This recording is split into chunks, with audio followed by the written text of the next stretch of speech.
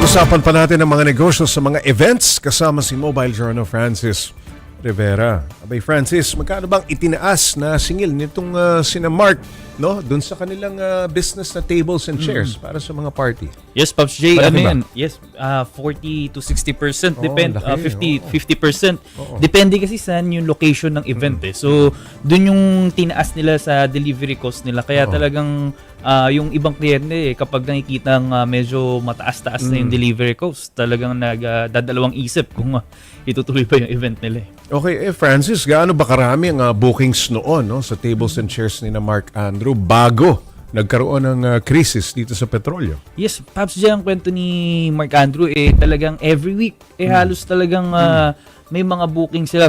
Actually, ito nga daw nakaraang March, fully booked daw yung weekend nila. Talagang ganun yung dagsa at talagang umuulan ng bookings na itong mga wala pa yung hindi pa tumataas or di pa tayo nagkakaroon ng oil crisis. Pero ngayon nga medyo nakakita sila ng pagbaba ng mga pailan-ilan. So ang ginagawa nila minsan nagde-deliver sila ng mga tables and chairs, isahang bagsakan na lang, kumbaga isahang biyahehan na para hindi sayang Hindi yung ma-access sa crudo. Tama, Pops J. Okay, Francis, meron ba siyang mga kliyente na totally ay hindi na raw itinuloy ang party dahil sa krisis? Yes, Pops J. Yung iba talaga nagda-doubt na or nagdadalawang isip na kung itutuloy ba yung party or yung mga event nila. Kasi nga... pagpaliban muna. Yes, Pops J. Kasi hindi lang naman tables and chairs ang apektado or yung tawag dito yung babayaran nila. Meron pang mga sa food, catering. So maging doon lahat nagtaas, tuloy-tuloy yan. Yes, Pops J.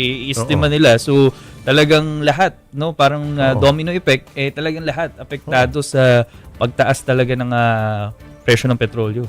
Francis, mukhang maraming tauhan sina Mark Andrew, no? Hindi ba apektado ang pasweldo? At kaya pa raw ba? Yes, Pops J, manageable pa naman daw no yung pasahod ng mga tauhan ng or employee ni Mark Andrew na ayon nga sa kanya no talagang kinakailangan niya kasi ng manpower kasi may plano din siya kasing i-expand pa yung kanyang business so pero ngayon parang naka-park muna kasi nga may nangyayaring crisis so talagang pag mas malaki ang negosyo, wag muna tayo mag-expand.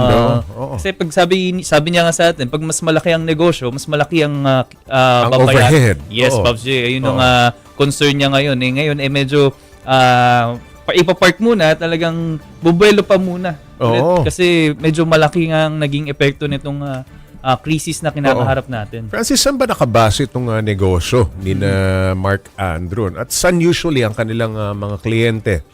At bakit masyadong magastos sa delivery fee?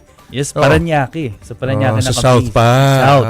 So yung iba, Laguna, Batangas, yun yung mga kino-cover nila. Yes. And iba-iba, Pops J. Yung, paano kung Quezon City? Diba, sa norte? talagang, ang laking crudo noon. Talagang babiyay, ilang oras ang makukonsumo. Plus pa yung traffic, di ba? Pag na-traffic pa, kakain ng malaking crudo. Kaya ngayon, talagang nag-a-adjust sila sa pricing saka dun sa mga delivery cost talaga nila. Doon sila nag-a-adjust at nagbabawi-bawi. Ayun. At belated happy birthday. Maraming salamat. Mobile Journal Francis Rivera.